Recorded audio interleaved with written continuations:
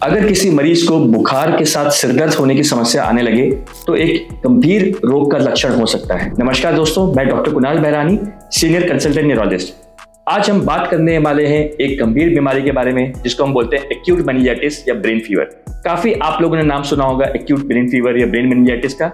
ये एक गंभीर न्यूरोलॉजिकल बीमारी होती है जिसमें दिमागी बुखार, मतलब ऐसे सिम्टम जो दिमाग से पैदा होते हैं, जैसे कि बुखार, सिर दर्द, उल्टी आने लगना, कभी कभी पेशेंट की होश की अवस्था कम हो जाती है, चक्कर आना शुरू हो जाते हैं और अगर इसी के सिम्टम्स बढ़ जाएं तो पेशेंट बेहोश भी हो जाता है। ये सारे के सारे सिम्टम्स एक्यूट मेनिंजाइटिस में हमें दिखते हैं। अब एक्यूट मेनिंजाइटिस मतलब ब्रेन में इन्फेक्शन। ये अगर हम बोले इसकी वजह क्या होती है, टाइप्स ऑफ ब्रेन मेनिंजाइटिस को हम बोलते हैं, ये कई टाइप के होते हैं। Acute meningitis, chronic meningitis. Acute meningitis मतलब कुछ ऑर्गेनिज्म जो बहुत ही तेजी से सिम्टम्स पैदा करते हैं, जैसे कि वायरल फीवर या फिर बैक्टीरियल मेनिंजाइटिस। वायरल मेनिंजाइटिस एक कॉमन मेनिंजाइटिस है जो हम लोग बहुत कॉमनली देखते हैं, बच्चों में भी, बुजुर्गों में भी। इसके सिम्टम्स वही होते हैं सेम जैसे मैंने आपको बताया एक्यूट मेनिंजाइटिस। कुछ वायरसेस लाइक एंट्रोवायरसेस कॉमनली ये पैदा करते हैं बीमारी को।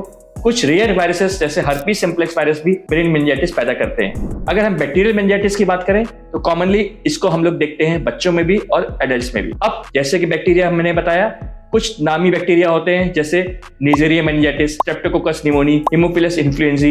ये ऐसे बैक्टीरिया होते हैं जो बैक्टीरियल मेनिंजाइटिस कॉमन पैदा करते हैं। इसकी वजह क्या होती है बैक्टीरियल मेनिंजाइटिस की, जो हम लोग देखते हैं अगर किसी बच्चे को समय पे टीके ना लगाए हो तो ये बैक्टीरियल मेनिंजाइटिस हो सकता है, या कभी कभी हेड ट्रॉमा के बाद बैक्टीरियल मेनिंजाइटिस हो सकता है। साइनस इन्फेक्शन की वजह से बैक्टीरियल मेनिंजाइटिस होता है, ईयर इन्फेक्शन की वजह से बैक्टीरियल मेनिंजाइटिस हो सकता है। तो ये सारे कॉमन वजह होते हैं बैक्टीरियल मेनिंजाइटिस की। बैक्टीरियल मेनिंजाइटिस अगेन एक घातक बीमारी होती है जिसको अगर हम समय पर डायग्नोज ना करें तो एक कॉम्प्लिकेशन बड़ी हो जाती है। लोगों की हियरिंग में प्रॉब्लम होने लगती है, लोगों को बेहोशी होने लगती है, दौरे पड़ सकते हैं। ये सारी प्रॉब्लम्स बैक्टीरियल मेनिंजाइटिस में होती है। अगर हम बात करें क्रोनिक मेनिंजाइटिस की, क्रोनिक मेनिंजाइटिस में दो कॉमनली होता है। हमारे इंडिया में सबसे इंपॉर्टेंट क्रोनिक मेनिंजाइटिस का कॉज होता है ट्यूबरकुलर मेनिंजाइटिस, मतलब ब्रेन टीबी। इसके सिम्टम्स काफी हद तक एक्यूट मेनिंजाइटिस की तरह होते हैं, लेकिन कॉम्प्लिकेशंस थोड़ी ज्यादा होती हैं। जैसे किसी को स्ट्रोक हो सकता है, लकवा हो सकता है, जो ब्रेन के अंदर की नलियां होती है उसमें सूजन आ सकती है। ये सारी के सारे कॉम्प्लिकेशंस क्रोनिक मेनिंजाइटिस खासकर ट्यूबरकुलर मेनिंजाइटिस में होती है। एक कॉमन वजह होती है क्रोनिक मेनिंजाइटिस की जिसको हम कहते हैं फंगल मेनिंजाइटिस।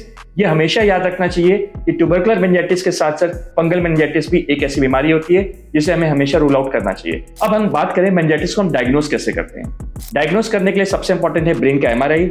कुछ एक सिंपल टेस्ट जिसको हम सीएसएफ या लंबर पंक्चर कहते हैं, जिसको हम सीएसएफ का एनालिसिस करते हैं, भेजते हैं, रिपोर्ट्स में हमें पता लग जाता है कि बैक्टीरिया है, वायरल है कि ट्यूबरकुलर है।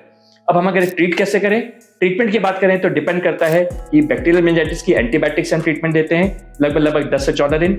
वायरल मेनिंजाइटिस का अलग ट्रीटमेंट होता है। ट्यूबरकुलर मेनिंजाइटिस के जो दवाइयां होती हैं वो टीबी की दवाइयां होती हैं, साथ में हमें स्टेरॉइड देना पड़ता है। ये सारी मेनिंजाइटिस की जो बीमारियां हैं इसको जानना इसलिए बहुत जरूरी है क्योंकि इसका treatment, line of treatment, duration of treatment बहुत अलग होता है। इसीलिए हमें बताना जरूरी होता है मरीजों को कि उनको किस टाइप का मेनिंजाइटिस है, ताकि समय पे उसको हम डायग्नोस कर सकें और हम उसको ट्रीट कर सकें। Thank you.